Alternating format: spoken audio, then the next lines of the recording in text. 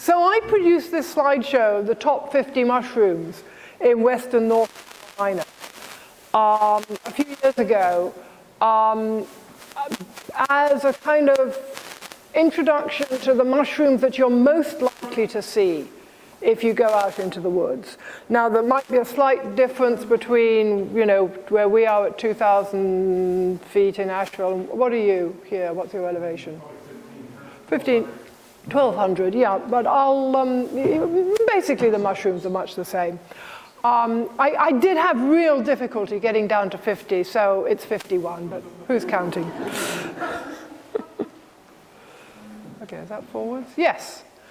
So these are the ones that are really frequent in our area. I have taken pains to include the best edibles and also the most poisonous ones, with an emphasis on the ones that look alike to the edibles. And there are examples from the most important families or genera of mushrooms. I don't include any hard to identify little brown mushrooms, common though they may be. You know, if you learn to be a successful mushroom hunter, you can start from here, identifying other species. But if you can do a good proportion of the top 50, you're on your way. And just to let you know, you don't need to take notes because I have a CD, which the Mushroom Club sells, only $5, and it's got all the mushrooms on it, slightly different order than in this slideshow. You know, each one has a page. It's a page per mushroom, as it were. And at the end, it's a list that you can just print out, carry with you. Some people I've known have downloaded the PDF file. It's just a big PDF file on the disk. They've downloaded it onto their smartphones and taken it into the field with them. So we're going to have a little introduction to each of the 50 mushrooms. I didn't bring the handout. It's on the it's on there. Sorry. But here, everybody wants to know, you know, they say, is it edible? Is it edible? I say, no. That's not the right question. The first question is, what is it? Once you know what it is, you can go to a field guide and check out whether it's edible or not. If you can't find that it's edible, then you regard it as inedible or poisonous. So you really need a field guide. 2 or 3 are better. I brought some with me. What did I do with them? There was a kind of box with a lid. I don't know what I did with it. Perhaps it's still in the car. Oh, there it is. Yes, there's some books in there if you want to look at them afterwards. And what you want to do is check all the characteristics of the mushroom in the field guide. You've got the Audubon guide. Excellent. And also, you know, if you're just a beginner, get confirmation from an expert before you eat anything. And even then, just eat a little the first time, because mushrooms are not the most digestible of foods. Their cell walls are made of, not of cellulose, but chitin. And first of all, you have to cook them. You always cook mushrooms. Actually, you should always cook even store-bought mushrooms. And eat a little the first time, because a few people have allergies, a few more people just find them indigestible and have, you know, mild gastric upsets. And if you're in any doubt about whether a mushroom is edible or not, just throw it away. You know, I mean, learning an edible mushroom gives you a good meal. Learning a poisonous one can save your life. Or as we say, there are old mushroom hunters and there are bold mushroom hunters, but there are no old, bold mushroom hunters. And so let's get going, and here's the one that you absolutely don't want to eat. And it is really common in our woods. It is this pure white amanita called the destroying angel. And I want to draw attention to the features of an amanita. They come up with, all amanitas start with what's called a universal veil that starts out all joined up. Can you see? You can see how it's broken, and most of on this mushroom, most of it stayed at the base, like this sac-like thing called a vulva. You can see it down there. In others, more of it remains on the top. That's just dirt, by the way. Those black specks are just dirt. But all amanitas have some evidence of that universal veil. And pretty much, there are no absolute rules in mushrooms, the fungi. There are always exceptions. But pretty much, only the amanitas have a universal veil, and all the amanitas have a universal veil, although sometimes the remnants of it are a little subtle, and you have to know what you're looking for. So here's the destroying angel. It doesn't have any bits of the veil on the top of the cap, but it does have this baggy vulva at the bottom. It also has a little ring that hangs down here. Most, but not all amanitas have a ring like this, which originally covered up, when it was in this side, covered up the gills, sort of protecting the gills. And then as the mushroom expanded, of course, it broke, and the remnants got left attached to the stem, mostly. So that is Amanita bisparigera. You'll also find it called Amanita virosa, Amanita verna. It's the destroying angel. And you eat that, one of them, two of them, and you are headed for death or a liver transplant. That bad. And it's a pretty nasty ride on the way, too. Now, we have many other amanitas in our area, and some of them are reportedly edible. Me, don't mess with the amanitas. I do not eat any amanitas. Not worth it. So here's a pretty one. This is called yellow patches. Isn't it lovely? The universal veil has ended up in little yellowish warts with much less of it, just a sort of collar down there. Beautiful mushroom, very common. Here's another one. This is called Amanita fulva, or I think it's now going to be Amanita amerifulva. The names are constantly changing. I'm sorry about that. It's the people who do the DNA studies. Turns out, we got them, and we thought we had the European species over here. We don't. It's a different one. So hence, Amanita fulva becomes Amanita amerifulva. Also very common. Here again, all the universal veil has remained in this baggy, rather membranous cup at the bottom. Nothing on the pretty chestnut brown cap. And white underneath. Pretty much all amanitas have white gills. They certainly have white spores. And for those of you, if I'm going too technical, the whole purpose of a mushroom is the fruiting body of a fungus. The fungus is underground. The mushroom is just up for days, mostly. And its sole purpose is to form spores and distribute them. And in the case of most of the gilled mushrooms, with the familiar, toadstool, cap, stem, gills, the gills form a wonderful big surface area, because you've got both sides of every gill, on which spores can form, ripen, drop down. They're held well clear of the ground by the nice long stalk, and the slightest breeze wafts them away. So they're very widespread mushroom spores. I've just breathed in a whole lot of mushroom spores. They're very small. So here's a couple more. This guy's called the blusher. That's a young one, but it opens up. Again, here, almost everything, almost all the universal veil, which was sort of friable, ended up on the cap. Pretty much nothing on the stem. But you see the reddish stains here? Whenever it's touched, or just a little insect damage will do it, it gets these reddish stains, so that's a very recognizable mushroom in the field.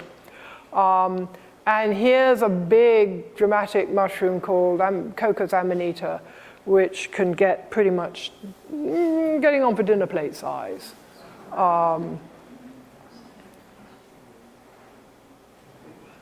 So that there were several like this that are very big. Some of them are smelly. Old ham bone, dirty sneakers, chlorine-y smell. Coccus doesn't actually smell of anything much. And actually the absence of a smell is one of the things you can identify it with. But all of these, enjoy them, photograph them, they're beautiful, but don't eat them. Now here's a group that has some good edibles, the Lactarius or milk caps. And the feature of these is that when you cut them, they exude a milky latex, very recognizable. They also all have a somewhat brittle texture. Here's an inedible one called Pex lactarius. Notice it's a lovely orangey color with darker concentric bands on the cap. You don't see them too well in that photograph, but you can see they're there. And sort of, I don't know what you call it, sort of cinnamon-colored gills, in this case, very close, very crowded gills. And you can see the plentiful milk that it produces. I don't know that it's poisonous, but if you taste the milk, you will want to spit it out after 2-3 seconds. It is extremely acrid. It will almost sort of feel your tongue is burning. Very common. See it on almost every walk. Oh, wait a minute, okay. Here's a one that is a bit of a look-alike, except that the coloration is different. The cap's very similar color, but it doesn't have rings. The gills are a more creamy color. Stem about the same color as the cap. And notice how voluminous the milk. Lactarius volumus means voluminous, lots of milk. That is the apricot cap. Very good edible. Well worth learning. And here isn't this gorgeous? It's not as common as the other two, but I just love to find it. This is the indigo milky. The top is this sort of silvery gray with blue concentric rings. And look at the underneath. I mean, it really is as bright as that. And the milk is blue too, rather scanty, but it's blue. Gorgeous, gorgeous mushroom. Edible, most people don't care for the texture. It's a little kind of crumbly, granular texture, but it's okay. But I usually just leave it be because it's too pretty to pick. Russulas are in the same group as milk caps. They lack the milk, but they have the same slightly crispy, crumbly texture. The well-known test for mushrooms, throw them against a tree, and if they kind of crumble into lots and lots of pieces, you've got a russula or a lactarius. And then if it doesn't milk, it's a lactarius, right? So here's Russula compacta, the firm russula. There are hundreds of different russulas, and they're brightly colored, and you think, oh, well, I can find out what this is, bright red, and you go to the books, there are about 10 bright red russulas. So this one is rather recognizable. It has a kind of flesh-colored cap. And it's got a very firm texture, almost hard. It's still brittle, but solid. And it has a slightly unpleasant odor. I've never eaten it. It's not recommended. I don't think it tastes very good. Here's one that is recommended for eating. This is the green quilt russula. A more fragile russula, and it's green. You think, oh, green, that's a poisonous color. No, this is a good edible. And look at how it breaks up into these patches. You can see why it's called the quilt russula. And there's one very similar that's brownish and that's equally edible. So that is a good summer edible if you can get there before the bugs. It does tend to get eaten by little bugs they come up the stem. So you cut off the stem and it's got lots of little holes in it. No good. Okay, another family, and you'll notice we're going through the gilled mushrooms first. These are all cap and stem and gilled mushrooms. Another family that we commonly find are the lepiotas. Look at that beauty. Tall, and that's rather notable of the family. They tend to be rather slender. They have these lovely, slightly scaly caps. Often a little knob or umbo at the top. There are a lot of small, this size or even this size, lepiotas in the woods. Leave them severely alone. They are mostly poisonous. But this one is good. This is called Macrolepiota procera, or the parasol mushroom, and it grows in woods or at the edges of woods. Unfortunately, it's got a dead ringer, which is poisonous. These are really hard to tell in the field, except for one characteristic. This is called Chlorophylla molybdetes, the green spored parasol. When it is mature, and maybe that one is big enough to be mature, if you turn the cap over, the gills are staining a kind of dirty green color because the spores, the ripening spores, are green. If it's young, if it's young, like that one, you're going to have to be really good to tell the difference between a young Chlorophylla molybdetes and a young parasol. And I've been mistaken, although I haven't poisoned myself, because I only eat these if they're mature. Once they've opened up completely wide, if they're still white, okay, you've got Macrolepiota procera. Notice also how the stem is somewhat brownish, and the stem of this is whitish.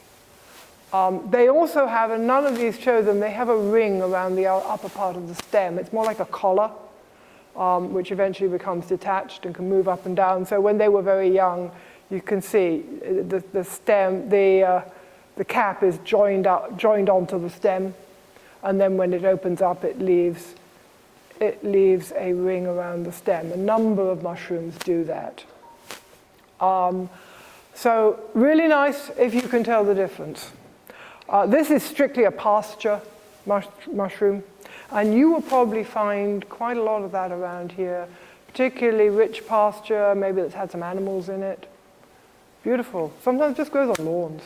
Beautiful mushroom.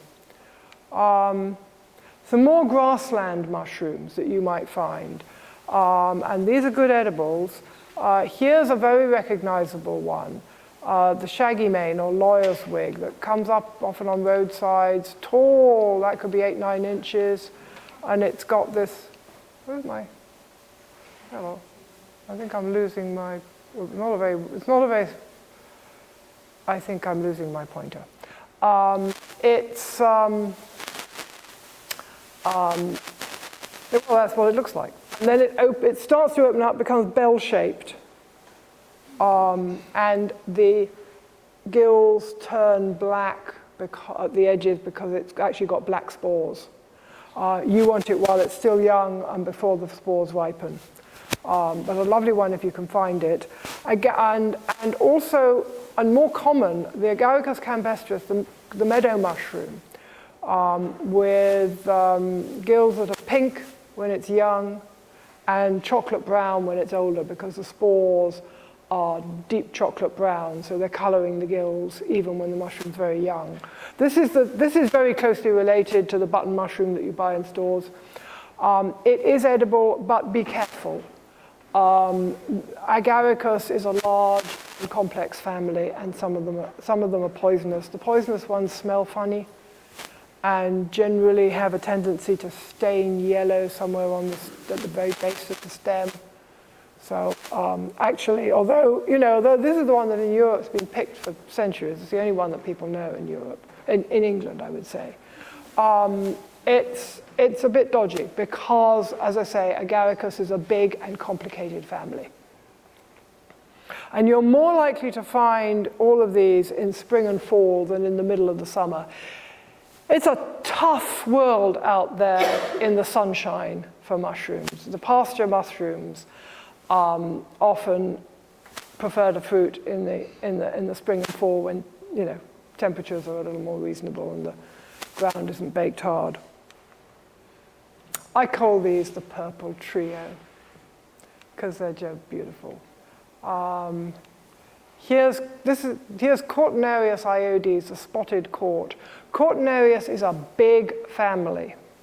They all have rusty brown spores, and you can see how these gills that started off sort of purple colored become rusty brown as the spores ripen. They also have, cortina means veil, and they also have a veil that connects the edge of the cap to the stem when they're very young, but it's tenuous, it's like cobwebs. I think you can possibly see a little bit of it on the stem there. Cortinarius, another family like the Amanitas that we do not touch. There's some very, very poisonous members in that family that can send you to hospital with kidney failure. So enjoy Cortinarius iodes. Notice the lovely lilac cap. And these little white random splashes, they look as if, you know, maybe just was a tear in the cap or something, but actually, no, every single one has them randomly distributed. So spotted court is what we call that. This one, however, is good to eat. Rather similar coloring. Got to be careful with this. It's called the bluet. It comes up in the fall, after most mushrooms. I would look for this in October, November, December even. Down here, yes, right into the winter. It likes mulch piles and the edges of woods. And it has a short stem, very close gills, lovely lilac color. Not an easy one to learn to recognize, but edible and very good. And finally, here's a common, slightly earlier fall mushroom. September, I look for this one, called Lacaria ocropurpurea. Gosh, isn't it similar? But notice how much further spaced the gills are. The stem is longer. It's also a very fibrous stem. You'll notice that texture is something that photographs cannot reproduce. It's a longer, more fibrous stem. Lacaria ocropurpurea, the purple-gilled Lacaria. That one also edible. And sometimes comes up in large numbers in the fall, in woodland. All of these are woodland species. Okay, mushrooms do not have to grow on the ground. A lot of them grow on wood. They are actually wonderful digesters of the lignins and cellulose that make up the woody part of wood. So without mushrooms, you know, we'd be up to here in undecayed trees, dead trees. Mushrooms are doing the heavy lifting when it comes to decaying wood. And here is one of the commonest, the honey fungus, on the left there. Comes up in big clusters at the base of trees. This is actually a parasite. It kills living trees and then continues as a saprobe, helping the early decomposition of the tree it's just killed. Foresters do not like the honey fungus, but it's a good edible. It's a substantial, chunky mushroom with a very fibrous stem. You probably don't want to eat the stems. And it has white spores. And usually you can see that the spores are white because what they do, because they grow so clustered, that the upper caps leave a white spore deposit on the lower ones. I'm not sure you can really see that here because they're all rather young in this photograph. But you can see that they're growing at the base of a tree there. Or sometimes out along apparently in the grass, but they're really on buried roots. So with caution, that is a good edible, and the caution is that there's a not dissimilar, somewhat smaller, brown-spored autumn fruiting mushroom called Gallerina autumnalis, which is a really nasty poisonous mushroom. And here is the Pleurotus austriatus, the summer oyster. Sad tendency to be infested with little beetles. But a nice edible if you can find it. Grows sometimes in large quantities on dead wood. Usually wood that's still got a bit of bark on it. That one hasn't. On logs, stumps, snags, still standing dead trees. And that one, rather easy to tell. It's fairly big, sort of, like this. And it has gills that go all the way down the stem to the point of attachment, known as pleurotoid gills, because it's a pleurotus. And so if you see that fairly well separated gills that run all the way down the stem to the base. There is a stem, but it's got the gills all the way down it. Good edible. More edible gilled mushrooms on wood. Woo! Here's a weird one, the Entoloma abortivum. Entolomas are a group of mushrooms that we don't normally eat, again, because there's some poisonous ones among them. But the aborted Entoloma lives in coordination with the honey fungus, and it's not quite determined which one is parasitic on the other one. But the curious thing is that you get these aborted forms growing. These are just little sort of round things. They don't have gills. They don't really have much shape. When you cut them open, they're a bit kind of streaky white and pink inside, and the whole mushroom is delicious. So if you find the aborted form and some caps as well, you can be pretty certain what you've got. Although this one, I do say, this is a mushroom I don't show my family until I've cooked it. It's a bit yucky. Here's a quite different, whoopsie, come back. Here's a quite different on the right, Zerula furfuracea. I think they've given it a new name now, Hemioporus. No, that's not right. Anyway, no, Hymen. I can't remember the new genus name. Anyway, you'll find it in books like the Audubon Guide of Zerula. The rooting mushroom, pretty mushroom.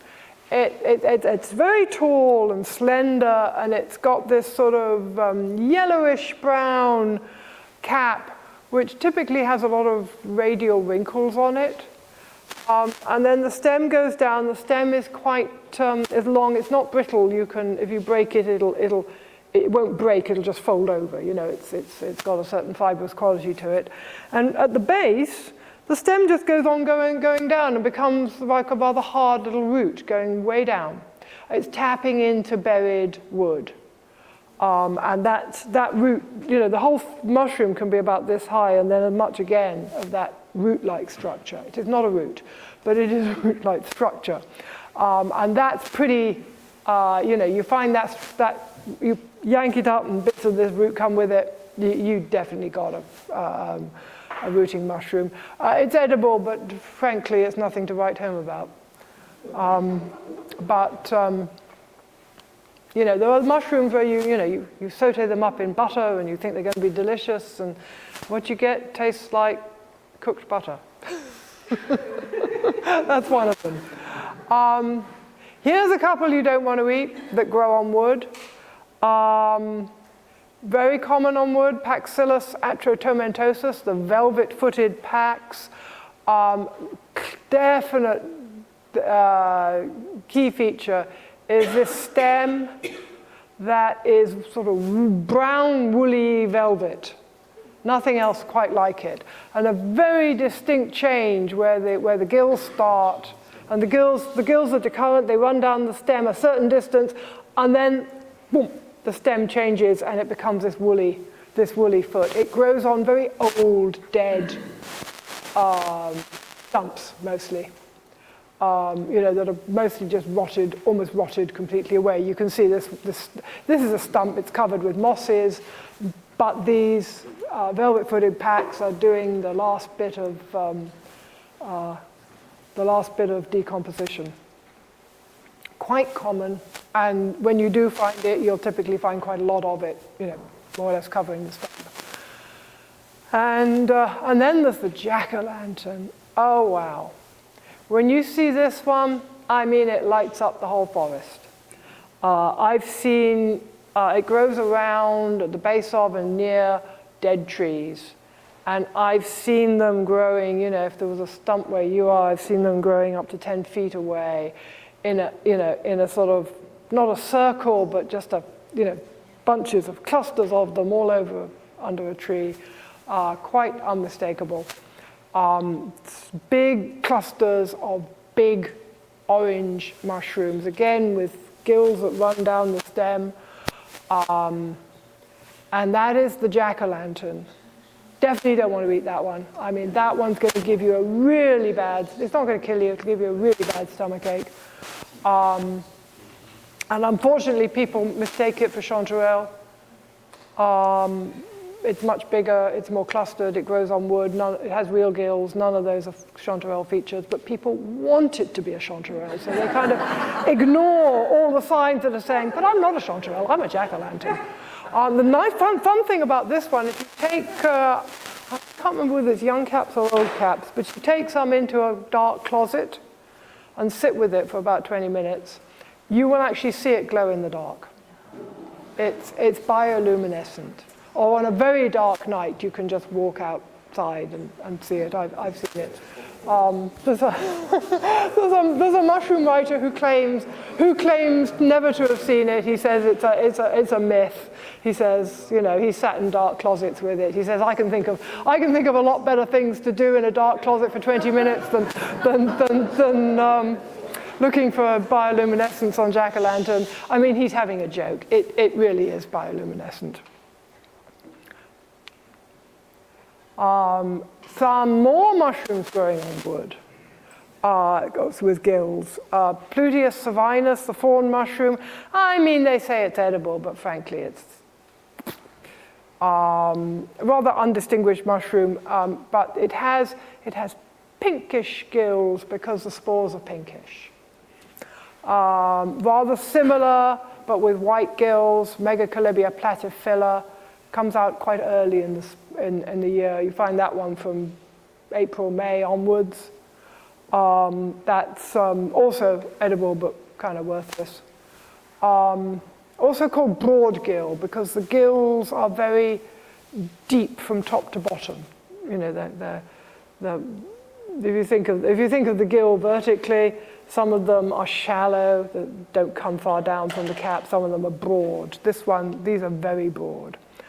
And then Tricholamopsis rutilans, plums and custard. Can you see why? Isn't it pretty? It grows on decayed wood. I think that one really is inedible. I think that one might give you some indigestion. But it's gorgeous. Right, done with the gilled mushrooms. Enough of them. That's about half. And about half of what you see normally is gilled mushrooms. They're the commonest. Those gills, I mean, there's a reason for this. Those gills give you a wonderful surface area for developing spores. It is a good way of distributing spores. So many families of mushrooms have developed gills as their form of spore dispersal. They're not necessarily all closely related. When they do the DNA of these things, they discover that gills have probably been invented by mushrooms about 6 different times. It's a stratagem that many different families of mushrooms have developed to distribute their spores. The chanterelle family did not get quite as far as developing gills. It developed folds or wrinkles instead. What you've got here is not real plate-like gills, but thicker folds. So what you really got there is a flat, really a flat undersurface to the cap, which is the fertile surface, and it's just kind of wrinkled up to get a bit more surface area. I was tempted to say it's sort of intermediate, it's maybe developing gills, or maybe it had gills and it's undeveloping them, who knows. But this is a lovely edible. There are many different chanterelles in our area, they are all edible. This is one of the best. This is the golden chanterelle. The books call it Cantharellus cibarius, but that's the European species, which is now found to be different from the American species. So I'm not quite sure what the American species is going to end up being called. But there it is. It does not grow in big clusters, maybe a small 2 or 3 in a cluster. It grows on the ground, not on wood. It does not have real gills. Hopefully there are some out there. This is a really, really common summer mushroom if it's rained enough. It likes a lot of rain to fruit. And if you hit a dry spell, it will just sort of sit there not fruiting, and then will fruit again when you get enough rain. So some summers, in a dry summer, you might find very few chanterelles. In a wet summer, boy, it's the commonest mushroom in the woods. And there's lots and lots of it in the foothills around here. So that's the golden chanterelle. And then we've got the little cinnabar chanterelle, which is it's not quite as orangey. You know how colors in photographs are not quite true? It's redder than that.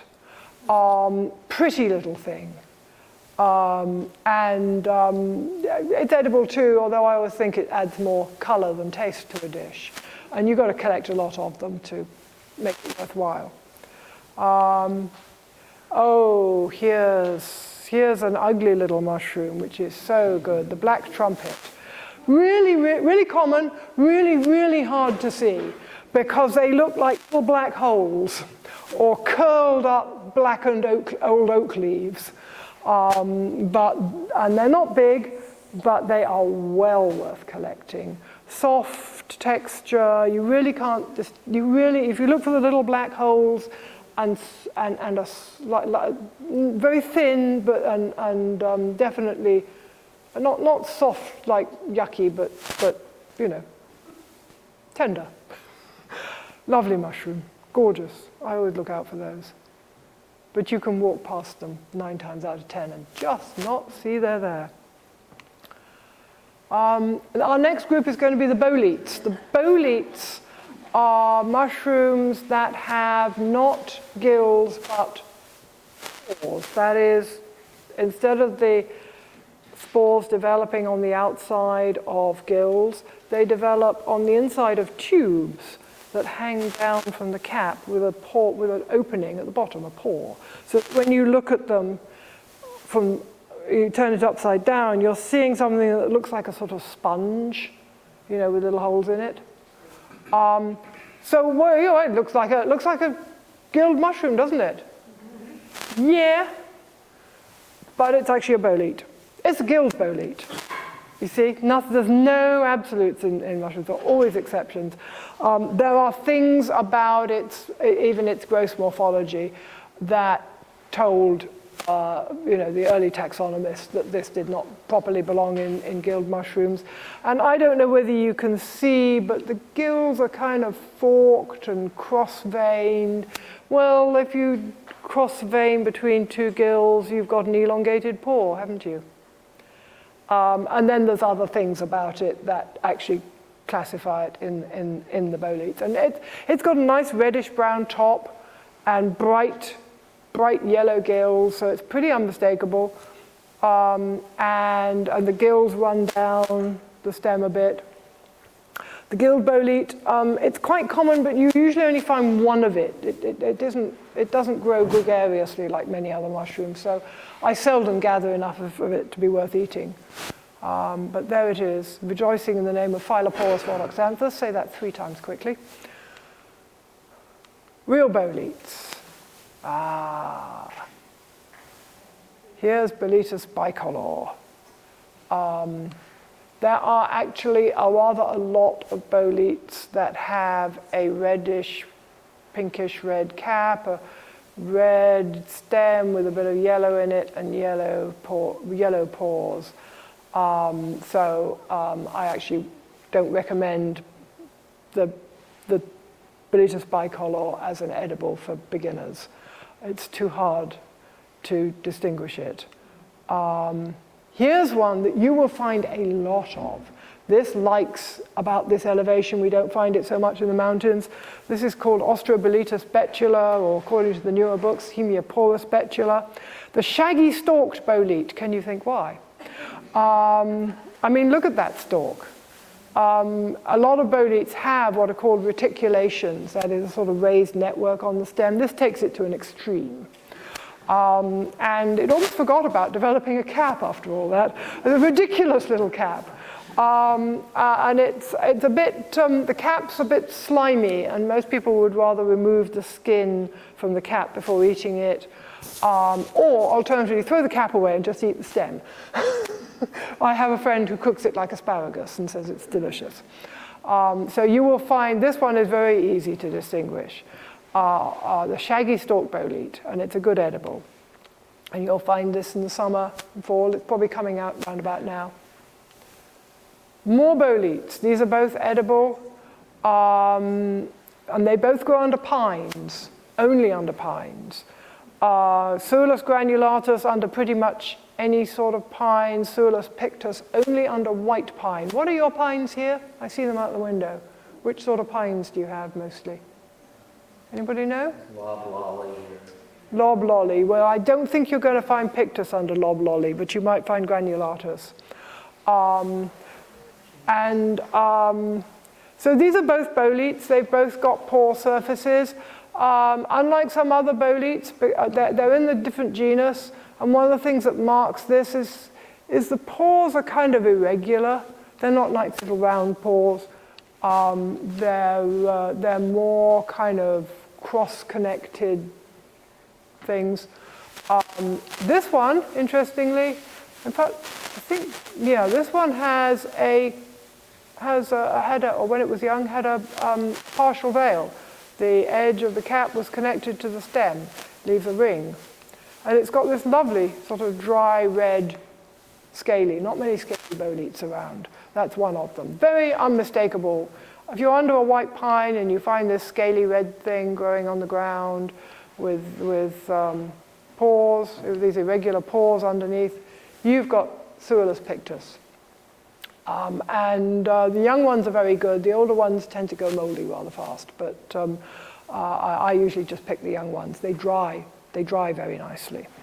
Suillus granulatus is another of those ones with a sticky top that you really feel like you should peel them. I don't think they're quite as good as Suillus pictus, but they're both good edibles. Dotted stalk, and I haven't really got a good picture of the stalk. I don't know if you can see on there, but there are little kind of dots on the stalk. And when you look closely at the top of the stalk, and if you look under the cap, you'll find these little reddish dots. And here's our last two boletes. Another scaly one, Strobilomyces floccopus, my all-time favorite mushroom name. Old man of the woods. Pretty common, not a pretty looking thing, but rather dramatic when you come across it. And that is actually edible. Turns black in the saucepan, in the frying pan, but don't worry, it's edible. This one you would not, oops, I keep getting the wrong, get back. This guy on the right, the violet bitter bolete, you don't want to eat it because it's really, really bitter. Unless you're one of those lucky people who doesn't taste bitter. Some people really are not affected by bitter, in which case it's edible. But it's beautiful. It's got this wonderful lilac coloration. And it's very chunky. It's got a swollen stalk. Just a lovely mushroom. Now, polypores also have tubes. How am I doing for time? I think we're getting near the end. Polypores have tubes and pores. They develop them quite independently of boletes. They're not at all connected with boletes. They grow mostly on wood. They're mostly tough and leathery, or even woody. And what's the other thing that they have? Three things you look for. They grow on wood, they have pores, and they're tough and leathery. Any two of those will do for a polypore. So there are polypores that grow on the ground. There are polypores that are actually quite soft. And there are polypores, believe it or not, that have gills. They're still polypores. But your typical polypore, here's your typical polypore. This guy down here is called Trichaptum biforme. You will find it everywhere, on living trees, dead trees, stumps, logs. When it's young, it has this lovely sort of lilac edge to it. It's called Trichaptum biforme. It's called the violet-toothed polypore. And it's extremely common, and it overwinters as a sort of dryish thing, so you find it always. This one, hemlock varnish shelf, Ganoderma tsuge, also known as reishi. It's a well-known medicinal mushroom. Unfortunately, all too common because it grows on dead hemlocks, and we have a lot of dead hemlocks around now. This is Trametes versicolor, the turkey tail. Lovely. That's got white petals underneath. Another medicinal. I don't know that there's any use for Trichaptum biforme, the violet-toothed polypore. So there's three polypores. The violet-toothed turkey tail have somewhat similar growth habits. You know, you can see them forming layers. The hemlock varnish shelf, more single stems. It has this, it has this wonderful kind of varnished, shiny. When it gets older, the whole top of the cap is shiny, chestnut-colored varnish. So there are three very common inedible polypores, which are more or less woody. There are some edible polypores too. Woo! This is Fistulina hepatica, the beefsteak polypore. And when you cut into it, it is marbled. It looks like raw meat. It really does.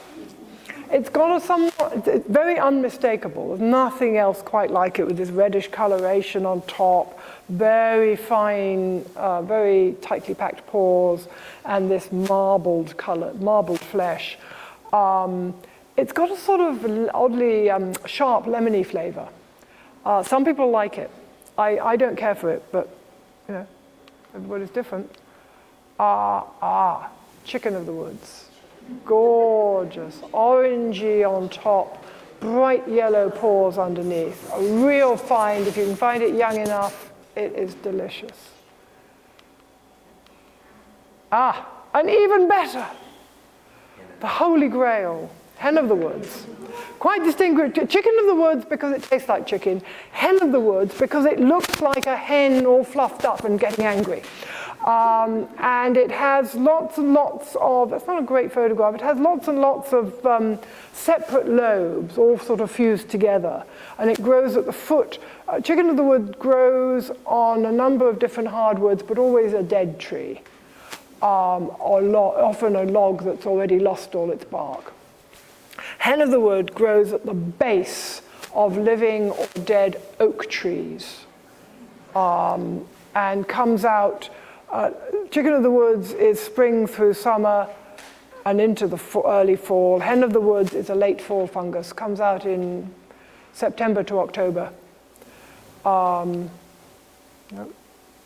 is a delicious edible. And you know, you find one, it could weigh 10 pounds. It's a big find. But you know what? You can spend an awful long time walking around oak trees. There's a lot of oaks out there. You just happen on them. And then go back next year. because it will grow again in the same place. And some mushrooms have teeth.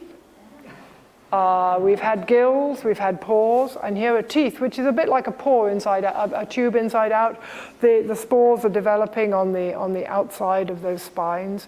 And this is a common one, a nice sort of apricot yellow color, Hydnum repandum, the hedgehog mushroom. If you see that orange color with the teeth hanging down, that's pretty much what you've got. Right, now we get into some different shapes altogether. Cauliflower mushrooms. They grow at the foot of pine trees or on pine tree stumps. Again, a big mushroom, very delicious. Wood ear or tree ear grows a bit more like a polypore, but there's no pores on it. It's just it's got a kind of interestingly jelly texture. The Chinese use it a lot. If you've eaten sweet and sour soup, there's chopped up wood ears in that, or should be. So those are two good edibles that are pretty hard to mistake. Puffballs, these are actually not related at all to each other, but they all have this, they have all separately evolved this way of distributing the spores, which is to keep everything inside a membrane until the spores ripen. And then it dries up and the spores puff out through a break in the membrane. Oh, what a fun thing this one is, the Calostoma cinnabarina, the puffball in aspic, also called hot lips. That will be that up there will be the hole where the spores eventually puff out. Extraordinary little mushroom. The earth ball with this thick pigskin-like, it's also called the poison pigskin puffball, and a blackish spore mass. And then numerous lycoperdons, which are small, white, and when they're young, completely white inside. And they're edible, but you want to make sure that you haven't got a very young earth ball. They've got sort of marshmallow texture inside, pure white when they're young. They're edible, not great, but edible. Somebody talked to me about lobster mushrooms. Well, we got really not one but two mushrooms here on the left. There's a host mushroom which has got completely colonized by a mold. Who wants to eat a moldy mushroom? Well, in this case, me for one, because this mold has a curious capacity of preserving the flesh of the host mushroom and making it edible. The host mushroom is usually a russula called Russula brevipes, which is not edible, it's not poisonous, it's just nasty. But when it gets covered in the Hypomyces lactiforum, the mold, it becomes delicious and firm and quite long-lasting. They're very misshapen. Yeah. Can that lobster grow on some well, I think I've seen it on Lactarius deceptivus, which is another. Remember, Lactarius and russulas are related.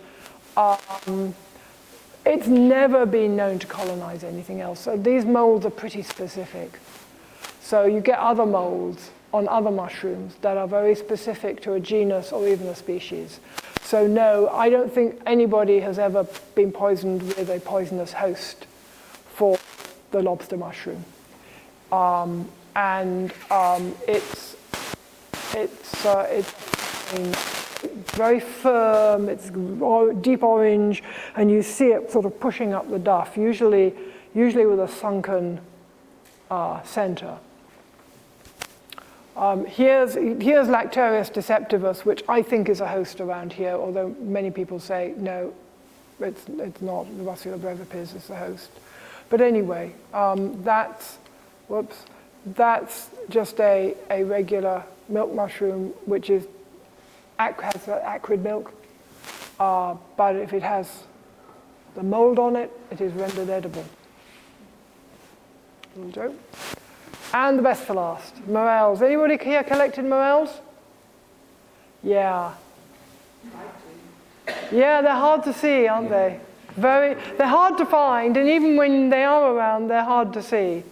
Round here in South Carolina, I would go to hardwood bottomlands near a creek, where flooding every so often has left a lot of silty soil, and look under poplars, green ash, white ash, and they should be there at the end of March. And they'll be the yellow morels.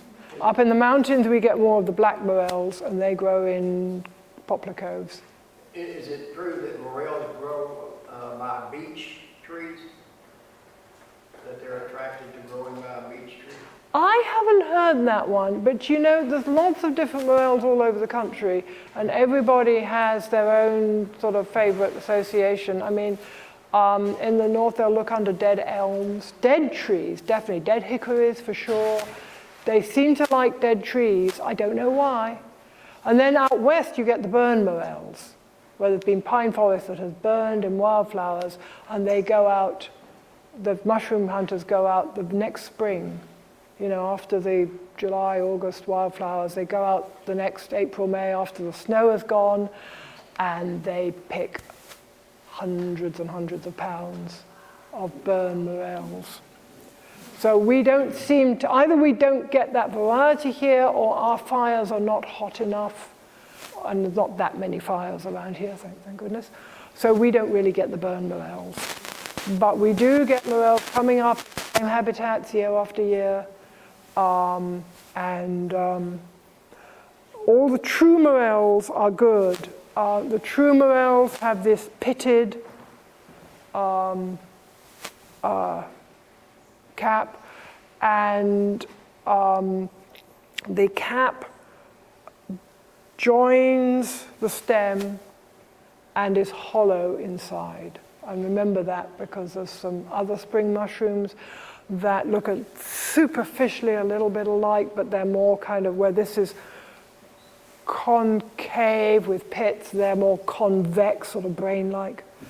So true morels, absolutely delicious.